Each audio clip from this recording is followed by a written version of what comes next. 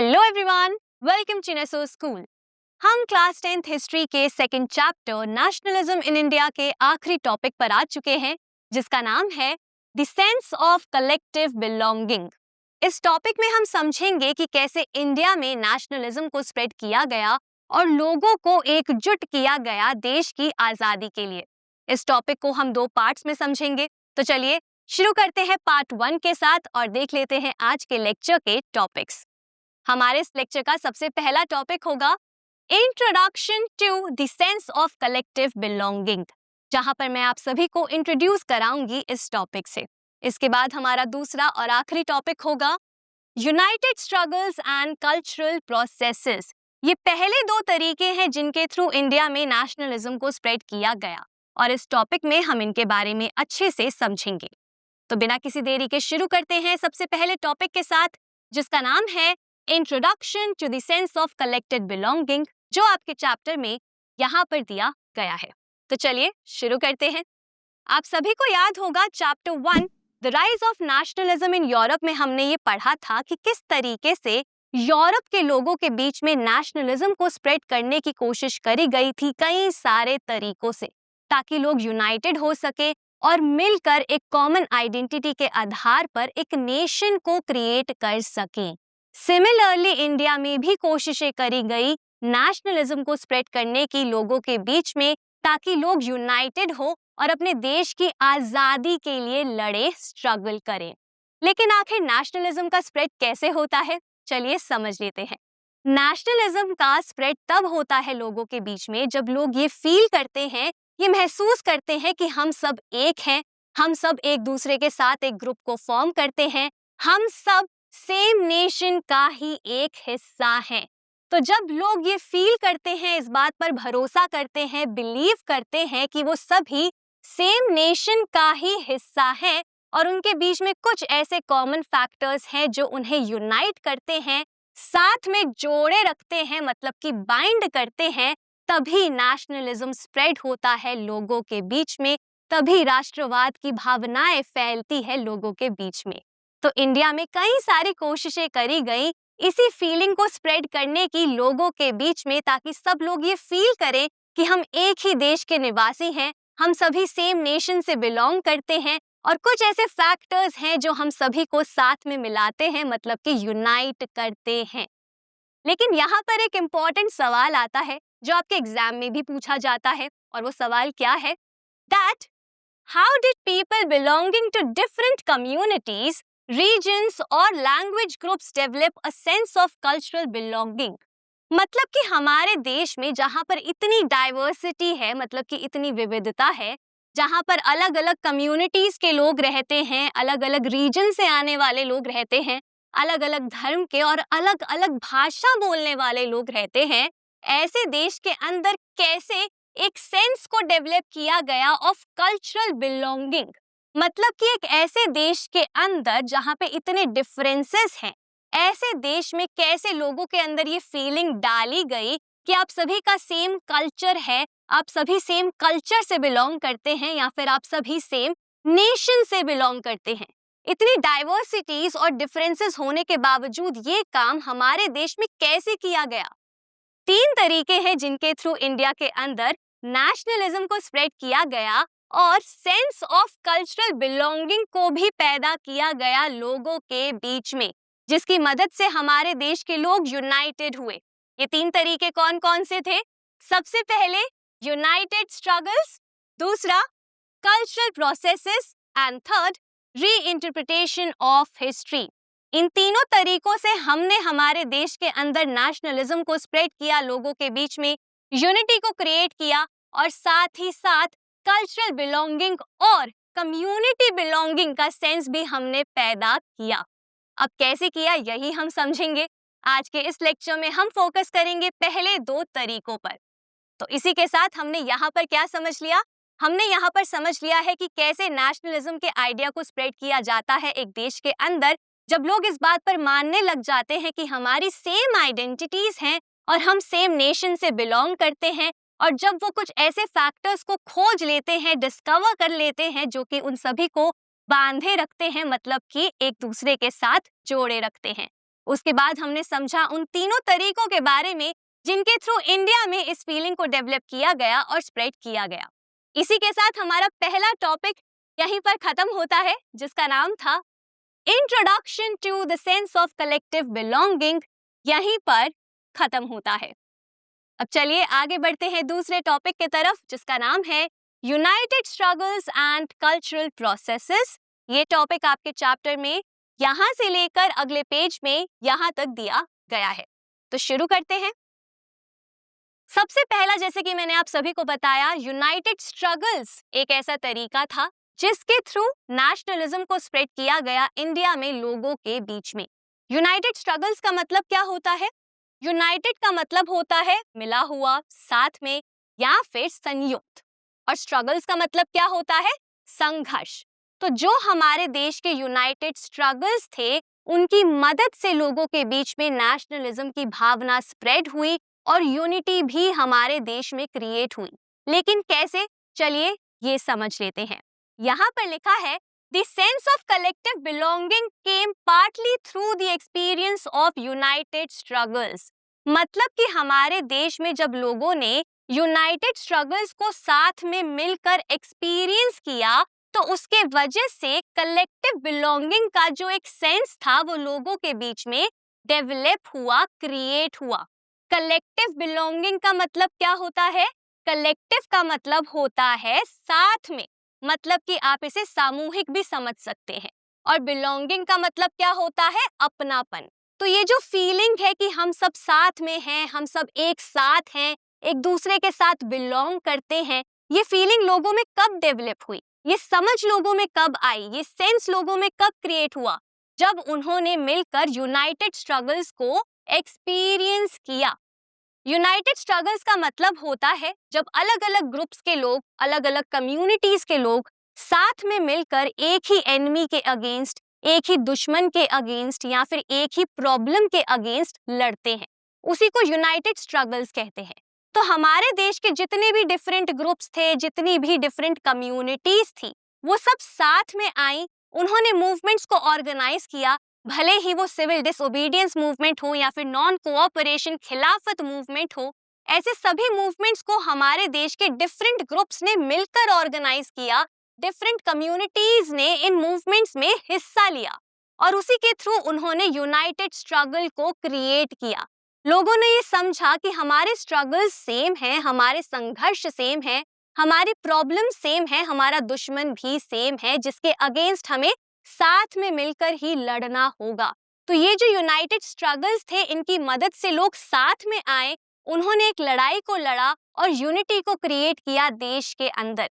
उनको ये फीलिंग आई कि हम सबकी सेम परेशानी है, मतलब कि हम सब सेम हैं, हम सब एक हैं, और इसीलिए नेशनलिज्म का आइडिया स्प्रेड हुआ हमारे देश के अंदर यूनाइटेड स्ट्रगल्स की मदद से, यूनाइटेड स्ट्रगल्स के वजह से। तो अब आई होप आपको समझ में आ गया होगा कि कैसे यूनाइटेड स्ट्रगल्स के वजह से कलेक्टिव बिलोंगिंग का सेंस क्रिएट हुआ हमारे देश के अंदर। तो ये तो था सबसे पहला तरीका। अब आगे बढ़ते हैं दूसरे तरीके के तरफ, जो है कल्चरल प्रोसेसेस। कल्चरल प्रोसेसेस का मतलब क्या है? आप सभी को याद होगा, हमने चैप्टर 1 में पढ़ा था रोमांटिसिज्म में कि किस तरीके से कल्चर का, संस्कृति का इस्तेमाल किया जाता था नेशनलिज्म को स्प्रेड करने के लिए लोगों के बीच में और नेशन के आइडिया को क्रिएट करने के लिए। इंडिया में भी कुछ ऐसा ही हुआ। हमारे देश में भी हमने कल्चर का इस्तेमाल किया, हमने सांस्कृतिक प्रतिक्रियाओं का इस्तेमाल किया नेशनलिज्म को स्प्रेड करने के लिए, डेवलप करने के लिए लोगों के बीच में। किस प्रकार का कल्चर? जैसे कि history and fiction, folklore and songs, popular prints and symbols. तो इन तरीकों के कल्चरल प्रोसेसेस की मदद से हमने नेशनलिज्म को इंडिया में स्प्रेड किया और यूनिटी को भी क्रिएट किया। साथ ही साथ नेशन के आइडिया को भी हमने लोगों के दिमाग में क्रिएट किया कल्चर की ही मदद से। हिस्ट्री एंड फिक्शन का मतलब क्या होता है? हिस्ट्री का मतलब होता है इतिहास। तो जो भी हमारे हिस्टोरिकल इवेंट्स हैं, उनको यहाँ पर दोबारा से बताया गया, उनको याद किया गया, यूज किया गया नेशनलिज्म को स्प्रेड करने के लिए लोगों के बीच में, ताकि लोगों को प्राउड फील हो, उनको गर्व महसूस हो अपने देश के लिए। ठीक है, उसके बाद फिक्शन का इस्तेमाल किया गया, मतलब कि काल्पनिक कहानियों का भी यहाँ पर इस्तेमाल किया गया नेशनलिज्म को स्प्रेड करने के लिए, आइडेंटिटीज को फॉर्म करने के लिए। उसके बाद आता है फोकलोर एंड सॉन्ग्स। फोकलोर का मतलब क्या होता है? लोक कथाएं या फिर कहानी। ठीक है, तो जो भी परंपराएं हैं, ट्रेडिशंस हैं, कहानियां हैं या जो भी गीत हैं जो कि आपके गांव में आप सुनते हैं, जो जनरेशंस टू जनरेशंस पास होते हैं, उन सभी को कहते हैं फोकलोर। तो फोकलोर का भी यहाँ पर इस्तेमाल किया गया। इसी के साथ साथ प्रिंट्स का, सिंबल्स का भी यूज किया गया नेशनलिज्म को स्प्रेड करने के लिए लोगों के बीच में इन इंडिया। तो इन सभी ने एक इम्पॉर्टेंट रोल प्ले किया नेशनलिज्म के मेकिंग में, नेशनलिज्म के क्रिएशन में इन इंडिया। अब इससे पहले हम इन सभी के बारे में डिटेल में समझें, पहले आपके चैप्टर में ये जो पेंटिंग दी गई है इसे समझ लेते हैं। ये पेंटिंग भी एक एग्जाम्पल है कल्चरल प्रोसेसेस का ही। ठीक है, यहाँ पर बीच में ये जो व्यक्ति है ये कौन है? ये है बाल गंगाधर तिलक। बाल गंगाधर तिलक ने एक बहुत इंपॉर्टेंट रोल प्ले किया था हमारे फ्रीडम स्ट्रगल में। ठीक है, तो यहाँ पर इन्हें बनाया गया है दिखाने के लिए हमारे नेशनल स्ट्रगल के पावर को। ठीक है, कि किस तरीके से हमारे जो लीडर्स थे वो फ्रीडम स्ट्रगल में हिस्सा ले रहे थे, अपनी पावर को वो दिखा रहे थे। इसके बाद यहाँ पर आप देखेंगे तो सिंबल्स ऑफ यूनिटी को भी दर्शाया गया है इस पेंटिंग के थ्रू, मतलब कि एकता के चिन्ह को भी यहाँ पर दिखाया गया है। कैसे? अगर आप इस पेंटिंग के बॉर्डर्स में देखेंगे तो यहाँ पर आपको सर्कल्स दिखेंगे। इन सर्कल्स में बने हुए हैं सेक्रेड इंस्टीट्यूशंस। तो जो भी हमारे देश के डिफरेंट रिलीजियस ग्रुप्स थे, उन सभी ग्रुप्स के सेक्रेड इंस्टीट्यूशंस को यहाँ पर बनाया गया है, जैसे कि टेम्पल, मस्जिद, यहाँ पर चर्च। क्या दिखाने के लिए? यूनिटी को दिखाने के लिए, ये दर्शाने के लिए कि हमारे देश में काफी अलग अलग रिलीजन के लोग रहते हैं, लेकिन फिर भी हमारे देश में एकता है, यूनिटी है और हम सबको मिलकर स्ट्रगल में पार्ट लेना चाहिए, साथ मिलकर इंडिया की आजादी के लिए लड़ना चाहिए। तो इसी को यहाँ पर दर्शाने के लिए, लोगों को मोटिवेट करने के लिए, इंस्पायर करने के लिए, यूनिटी को प्रमोट करने के लिए डिफरेंट रिलीजियस ग्रुप्स के बीच में इस पेंटिंग को बनाया गया था। तो यहाँ पर हमने इस पेंटिंग को समझ लिया है, तो आगे बढ़ते हैं और अब समझ लेते हैं डिफरेंट कल्चरल प्रोसेसेस के बारे में जिनके थ्रू नेशनलिज्म को स्प्रेड किया गया लोगों के बीच में। सबसे पहला क्या था यहाँ पर? सबसे पहला प्रोसेस था फिगर्स एंड इमेजेस का। तो हमारे देश में इमेजेस का इस्तेमाल किया गया, फिगर्स का इस्तेमाल किया गया नेशनलिज्म को स्प्रेड करने के लिए, नेशन के आइडिया को लोगों के दिमाग में क्रिएट करने के लिए, इंडिया के आइडिया को क्रिएट करने के लिए। आप सबको याद होगा, इसके बारे में हमने चैप्टर 1 में भी पढ़ा है। हमने पढ़ा था कि किस तरीके से यूरोप में भी फिगर्स का इस्तेमाल किया गया था, एलेगोरीज का इस्तेमाल किया गया था, फीमेल एलेगोरी का इस्तेमाल किया गया था नेशनलिज्म को स्प्रेड करने के लिए और नेशन के आइडिया को क्रिएट करने के लिए। तो ऐसा भी इंडिया में भी हुआ। हमारे देश में भी हमने क्या किया? हमने हमारे देश को, नेशन को एक आइडेंटिटी दी। किसके थ्रू? इमेज के थ्रू। ठीक है, और ऐसा हमने क्यों किया? क्योंकि इमेज की मदद से या फिगर की मदद से हम आसानी से लोगों को आइडेंटिफाई करवा सकते हैं नेशन के साथ, हम उन्हें इमोशनली कनेक्ट कर सकते हैं, जोड़ सकते हैं एक देश के साथ, नेशन के आइडिया के साथ। जैसा कि हमने चैप्टर 1 में भी ये डिस्कस किया था कि नेशन का आइडिया क्या है? एक एब्स्ट्रैक्ट आइडिया है, एक ऐसा आइडिया है जिसे आप छू नहीं सकते, देख नहीं सकते, सिर्फ महसूस कर सकते हैं, समझ सकते हैं। करेक्ट? तो लोगों के लिए मुश्किल हो जाता है किसी भी ऐसे आइडिया के साथ जुड़ना या कनेक्ट करना। और उस समय क्या जरूरी था कि लोग पहले तो इंडिया के बारे में सोचें, एक ऐसे नेशन के आइडिया के बारे में सोचें। करेक्ट? और उसके लिए क्या जरूरी था कि हम एक रिप्रेजेंटेशन दे नेशन को। इसीलिए हमने भी इमेज का ही इस्तेमाल किया, विजुअलाइज किया हमारे देश को एक इमेज के थ्रू और लोगों को कनेक्ट करने की कोशिश करी हमारे देश के साथ। तो इंडिया में हमने किसका इस्तेमाल किया? हमने एक इमेज का इस्तेमाल किया और वो इमेज किसकी थी? भारत माता की। तो हमने हमारे देश के लिए भारत माता की फिगर को, भारत माता की इमेज को यूज किया ताकि हम विजुअली देख सके, ताकि हम एक रिप्रेजेंटेशन दे सके हमारे नेशन को और लोगों को जोड़ सके इमोशनली देश के साथ। तो 20th सेंचुरी में हमने क्या किया, जब हमारे देश में नेशनलिज्म का ग्रोथ हो रहा था, तब हमने इंडिया को एक आइडेंटिटी दी भारत माता की। भारत माता की आइडेंटिटी क्यों दी? क्योंकि यहाँ पर हम लोगों को ये फील करवाना चाहते थे कि ये देश आपके माता के जैसा है, आपके माँ के जैसा है। तो आपको इस देश को भी ऐसे ही इज्जत देनी है, रिस्पेक्ट देनी है, जैसे कि आप अपनी माता को देते हैं, अपनी माँ को देते हैं।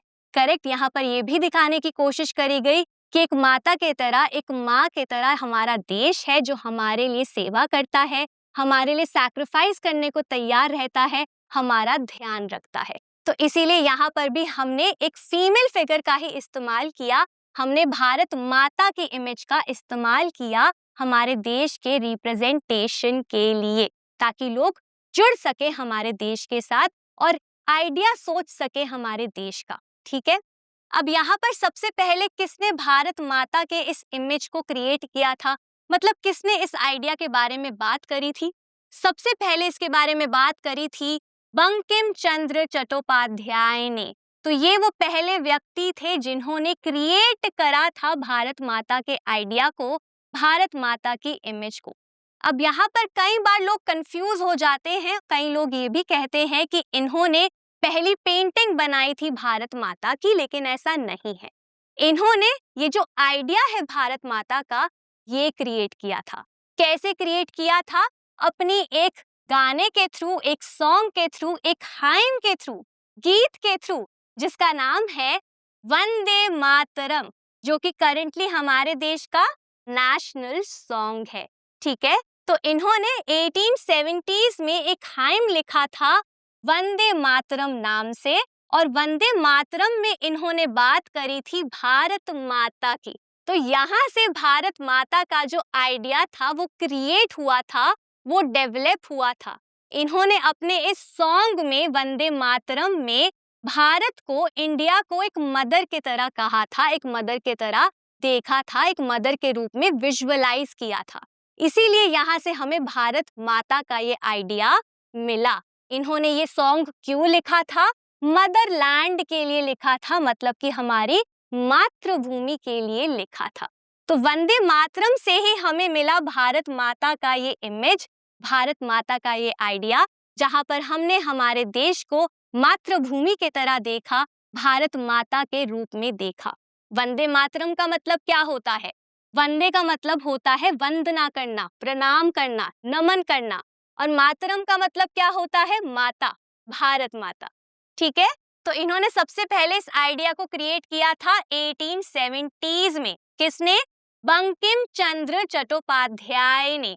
अब यहाँ पर इनके इस गाने को, इस गीत को इंक्लूड किया था इन्होंने अपनी एक नॉवल में, जिस नॉवल का नाम है आनंद मठ। तो आनंद मठ नाम की एक नॉवल है जिसमें इन्होंने इस गीत को इंक्लूड किया था। और फिर जब बंगाल में स्वदेशी मूवमेंट की शुरुआत हुई थी, तो उस मूवमेंट में इसको काफी ज्यादा गाया गया था, काफी पॉपुलर हो गया था ये गाना। और इस समय स्वदेशी मूवमेंट में जितने भी हमारे फ्रीडम फाइटर्स थे, वो यूज कर रहे थे इस सॉन्ग को एक सिंबल के तरह, सिंबल ऑफ फ्रीडम के तरह।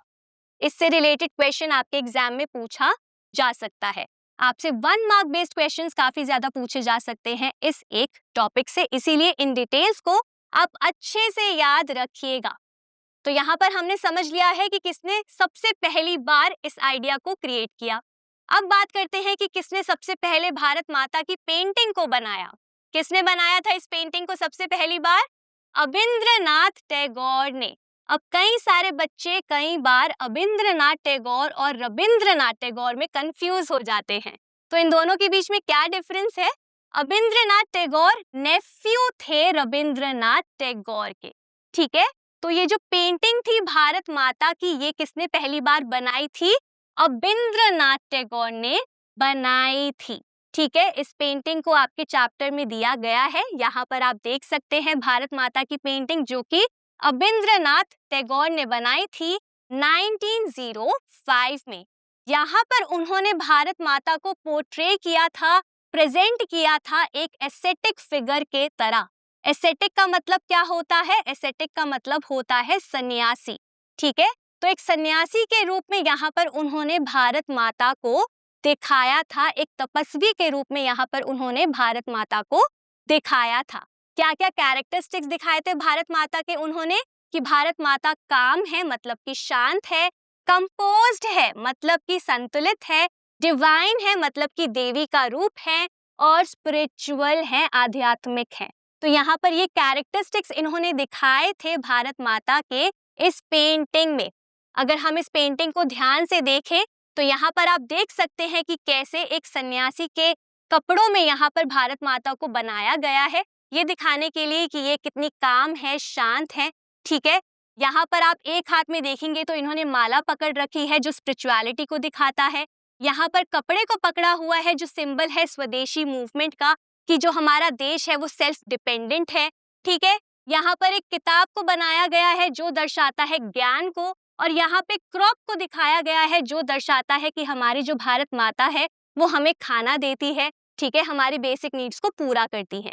तो इस तरीके से भारत माता की इमेज को यहाँ पर उन्होंने क्रिएट किया था, पेंट किया था, ये दिखाने की कोशिश करी थी कि हमारा देश बहुत ही अच्छा देश है, शांत देश है, काम देश है। ठीक है, हम वायलेंस पर भरोसा नहीं रखते हैं, हम स्ट्रगल करते हैं हमारे लिए, हम सेल्फ डिपेंडेंट हैं, हम स्पिरिचुअल हैं। तो इस तरीके की बातों को यहाँ पर दर्शाने की कोशिश करी गई है इस पेंटिंग के थ्रू बाय अबिंद्रनाथ टैगोर।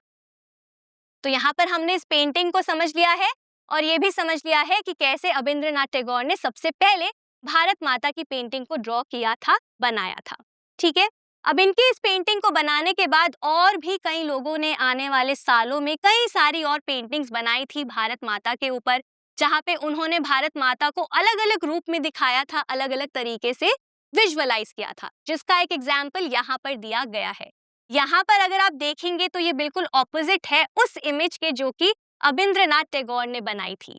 यहाँ पे भारत माता को एक अलग रूप में दिखाया गया है, यहाँ पे उन्हें एक देवी के ही रूप में दिखाया गया है, लेकिन उनके हाथ में यहाँ पर क्या है, एक त्रिशूल बना हुआ है। ठीक है, कि वो लड़ने को तैयार है। वहीं पे यहाँ पर अगर आप देखेंगे तो एक लायन बना हुआ है और यहाँ पे एक एलिफेंट बना हुआ है। ये क्या सिंबलाइज करते हैं? ये सिंबलाइज करते हैं पावर को और अथॉरिटी को। तो यहाँ पे एक काफी अलग रूप दिखाया गया है भारत माता का। ये दिखाया गया है कि भारत माता अपने बच्चों के लिए लड़ सकती है। ठीक है, पावर को दिखाया गया है, हमारे देश की अथॉरिटी को भी यहाँ पर दिखाया गया है, शक्ति को दिखाया गया है एलिफेंट और लायन की मदद से। तो ऐसे अलग अलग फॉर्म्स में डिफरेंट आर्टिस्ट ने बाद में आने वाले वक्त में काफी ज्यादा प्रिंट्स बनाए, पेंटिंग्स बनाई भारत माता के ऊपर।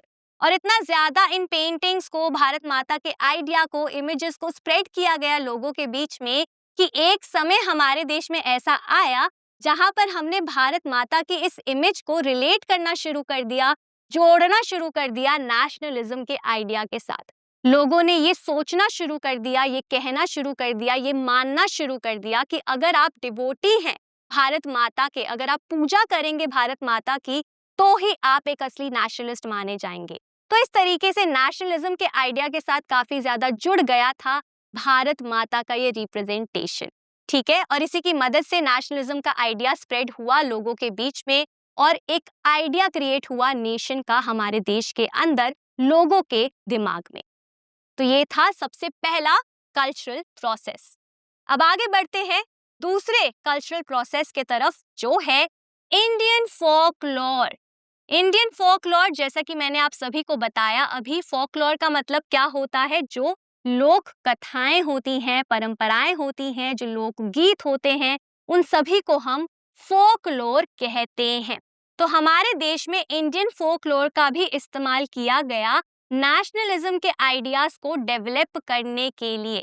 ऐसे कुछ आइडिया के बारे में हमने चैप्टर 1 में भी पढ़ा था, जहां हमने समझा था कि किस तरीके से फोकलोर का इस्तेमाल किया गया था कल्चर में, लोगों के अंदर नेशनलिज्म को स्प्रेड करने के लिए, आइडेंटिटीज को क्रिएट करने के लिए। तो इंडिया में हमने क्या किया? नेशनलिज्म के आइडियाज को डेवलप करने के लिए हमने इंडियन फोकलोर को रिवाइव किया, मतलब कि पूर्ण जीवित किया। कैसे किया?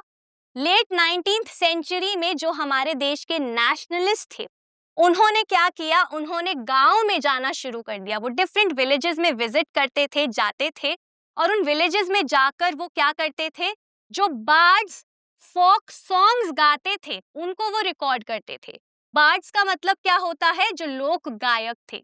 ठीक है, तो जो गांव के लोक गायक थे, वो जो भी गाना गाते थे, जो भी गीत गाते थे या जो भी कहानियां सुनाई जाती थी गांव में, उन सभी को यहाँ पर नेशनलिस्ट क्या कर रहे थे? कलेक्ट कर रहे थे, रिकॉर्ड कर रहे थे। क्यों रिकॉर्ड कर रहे थे? क्यों कलेक्ट कर रहे थे? उन्हें प्रिजर्व करने के लिए, प्रोटेक्ट करने के लिए और साथ ही साथ रिवाइव करने के लिए। अब क्यों ये सभी नेशनलिस्ट गांव में ही जा रहे थे? क्योंकि गांव में ही हम फोकलॉर को अच्छे तरीके से देख सकते हैं प्रैक्टिस होता हुआ। इसीलिए यहाँ पे नेशनलिस्ट विलेजेस में जा रहे थे और वहां पे जो भी फोक सॉन्ग्स थे, जो भी फोक टेल्स थी, लेजेंड्स थी, उन सभी को वो कलेक्ट कर रहे थे, रिकॉर्ड कर रहे थे। और ऐसा क्यों? क्योंकि नेशनलिस्ट का ये मानना था कि ये जो कहानियां हैं, ये जो टेल्स हैं जो गांव में हमें सुनाई जाती हैं, जनरेशंस टू जनरेशंस जिन कहानियों को पास ऑन किया जाता है, जिन ट्रेडिशंस को पास ऑन किया जाता है, यही ट्रू पिक्चर है ट्रेडिशनल कल्चर के ऑफ इंडिया। तो हमारे देश का जो कल्चर है, जो हमारे देश की संस्कृति है, वो कहाँ से आ रही है? फोकलॉर से आ रही है। तो यहाँ पर इन नेशनलिस्ट का ये मानना था कि ये जो कहानियां हैं, ये जो टेल्स हैं, ये असली पहचान है हमारे देश की, हमारे देश की कल्चर की। और अब क्या हो रहा है? क्योंकि ब्रिटिशर्स हमारे देश में आ चुके हैं, आउटसाइड फोर्सेस हमारे देश में एंटर कर चुकी हैं, इसकी वजह से अब ये जो टेल्स हैं, ये जो हमारे फोकलॉर्स हैं, ये करप्ट हो रहे हैं, ये खराब हो रहे हैं, ये डैमेज किए जा रहे हैं और हमें कहीं ना कहीं ब्रिटिशर्स दबाने की कोशिश कर रहे हैं, हमारे कल्चर को ये दबाने की कोशिश कर रहे हैं। और कल्चर के आधार पर हमारे देश के अंदर आइडेंटिटी को हम क्रिएट कर सकते हैं, नेशनल आइडेंटिटी को हम क्रिएट कर सकते हैं और लोगों के अंदर नेशनलिज्म को भी हम क्रिएट कर सकते हैं, स्प्रेड कर सकते हैं।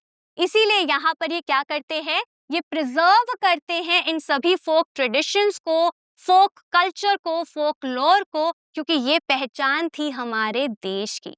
ठीक है, तो यहाँ पर ये क्या करते हैं? गांव में जाते हैं, रिकॉर्ड करते हैं, कलेक्ट करते हैं फोकलॉर को, उनको प्रिजर्व करने के लिए, बचाने के लिए।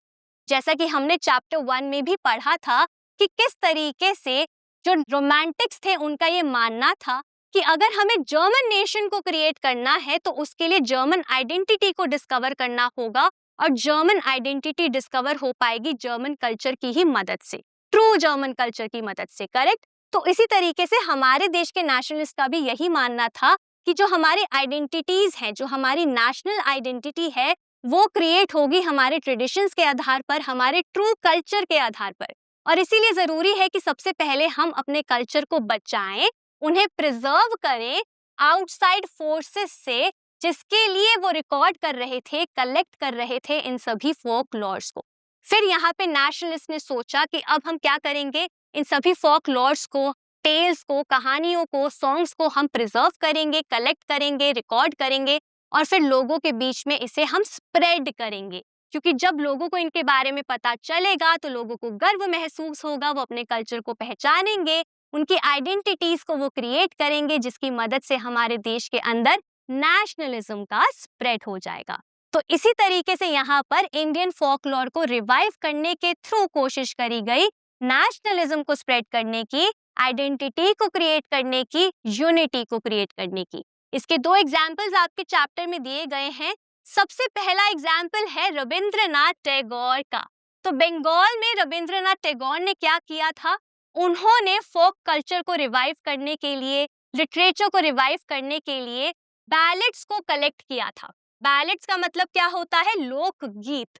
तो जो लोकगीत थे, जो कहानियां थी, ठीक है, जो राइम्स थे, जो मिथ्स थे, मिथ्स का मतलब क्या होता है? काल्पनिक कहानियां ही आप इसे समझ सकते हैं, इमेजिनरी स्टोरीज। तो यहाँ पर बैलेड्स को, राइम्स को, मिथ्स को रविंद्रनाथ टैगोर ने कलेक्ट किया खुद से, ताकि वो एक मूवमेंट को शुरू कर सके और रिवाइव कर सके फोक को। दूसरा एग्जाम्पल है यहाँ पर मद्रास से नतेसा शास्त्री का। नतेसा शास्त्री ने द फोकलॉर ऑफ सदर्न इंडिया को पब्लिश किया था। 4 बुक्स उन्होंने यहाँ पर पब्लिश करी थी द फोकलॉर ऑफ सदर्न इंडिया की, जिसमें उन्होंने तमिल फोक टेल्स के बारे में लिखा था।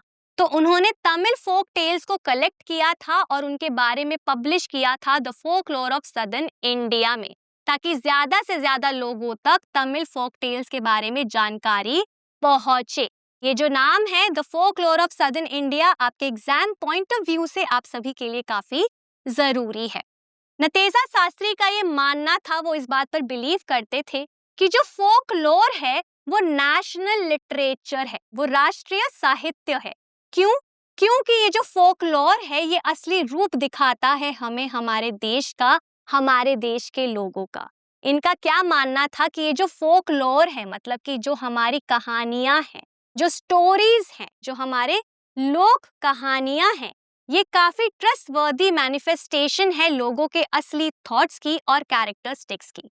मतलब उनका ये मानना था कि इन फोकलोर के थ्रू हम ये समझ सकते हैं, ये देख सकते हैं कि हमारा देश कैसा है, हमारे देश के लोग कैसे हैं, हमारे देश में लोगों की क्या सोच है, उनके क्या दुख हैं, क्या सुख हैं, क्या विशेषताएं हैं उनमें। ये सभी हमें पता चलता है फोकलोर से। इसीलिए फोकलोर क्या है? नेशनल लिटरेचर है, हमारे देश का राष्ट्रीय साहित्य है। इससे रिलेटेड सवाल भी आपके एग्जाम में आपसे पूछा जा सकता है। तो रविंद्रनाथ टैगोर और नतेजा शास्त्री ने यहाँ पर इंडियन फोकलोर को रिवाइव करने की कोशिश करी, जिसके थ्रू उन्होंने ये कोशिश करी कि हमारे देश में नेशनलिज्म को स्प्रेड किया जा सके। ठीक है, अब इसके बाद आगे बढ़ते हैं हमारे अगले कल्चरल प्रोसेस के तरफ, जो है symbols and flags. Symbols and flags ने भी एक इम्पॉर्टेंट रोल प्ले किया हमारे देश में नेशनलिज्म को बढ़ाने के लिए, यूनिटी को क्रिएट करने के लिए। कैसे? चलिए समझ लेते हैं। हमारे देश में हमारे जो लीडर्स थे उनको इस बात का एहसास हो चुका था कि हम आइकन्स की मदद से और सिंबल्स की मदद से लोगों को यूनिफाई कर सकते हैं, साथ में ला सकते हैं, यूनिटी को प्रमोट कर सकते हैं। साथ ही साथ हम नेशनलिज्म की फीलिंग को भी क्रिएट कर सकते हैं, लोगों को हम इंस्पायर कर सकते हैं। ठीक है, तो यहाँ पर हमारे लीडर्स को, नेशनलिस्ट लीडर्स को इस बात का एहसास हो चुका था, इसीलिए उन्होंने सिंबल्स का और आइकन्स का इस्तेमाल किया ताकि वो नेशनलिज्म को स्प्रेड कर सके लोगों के बीच में। अब कैसे उन्होंने सिंबल्स का इस्तेमाल किया, इससे पहले हम ये समझें। आपके चैप्टर में जो ये पेंटिंग दी गई है इसे समझ लेते हैं। इस पेंटिंग में दिखाया गया है जवाहरलाल नेहरू को, और जवाहरलाल नेहरू के हाथों में यहाँ पर अगर आप देखेंगे तो मैप है इंडिया का, जिसके ऊपर भारत माता बनी हुई है। तो ये क्या दर्शाता है? ये दर्शाता है कि जवाहरलाल नेहरू के लिए भारत माता कितनी ज्यादा इम्पोर्टेंट थी, हमारा देश कितना ज्यादा इम्पोर्टेंट था, और इसीलिए उन्होंने इस इमेज को अपने दिल के काफी करीब रखा है।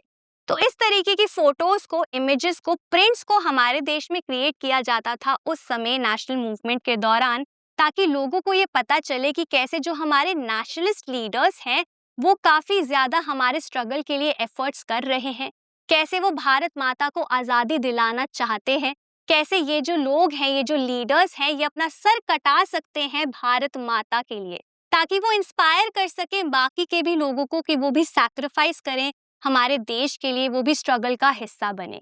तो इसीलिए ये दिखाने के लिए कि कैसे हमारे नेशनलिस्ट लीडर्स भारत माता के लिए सैक्रिफाइस कर सकते हैं, अपनी माँ के लिए सैक्रिफाइस कर सकते हैं, तो लोग क्यों नहीं कर सकते। इस तरीके के आइडियाज को लोगों के दिमाग में डालने के लिए, पैदा करने के लिए, उनको इंस्पायर करने के लिए इस तरीके की इमेजेस को, पेंटिंग्स को, प्रिंट्स को बनाया जाता था हमारे देश में, और इसके थ्रू भी काफी ज्यादा कोशिश करी गई नेशनलिज्म को स्प्रेड करने की लोगों के बीच में।